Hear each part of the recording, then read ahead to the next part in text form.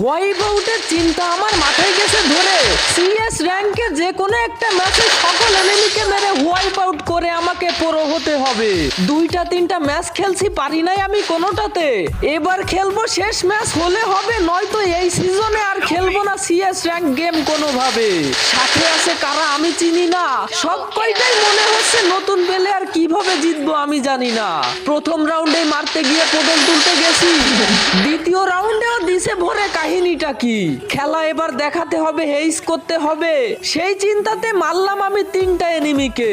সাথের কয়টা বট ছিল, পাবো কি হেইসের দেখা? যদি পারি হেইস করতে লাইক আর সাবস্ক্রাইব করে কমেন্টে তোমার ইউআইডিটা দাও, খেলা হবে ঝাঁকা নাকা। মারলাম আমি একটাকে, দ্বিতীয়টাকে ধামড়িয়ে ধরে পেটাইছি, তৃতীয়টা নক হয়েছে। আমি পারবো কি? রাশ দিলাম তার উপরে, আলহামদুলিল্লাহ পেরেছি। যদিও ম্যাচটা হেরেছি আমরা, তবুও সর্বোচ্চ চিন্তা আমি করেছি।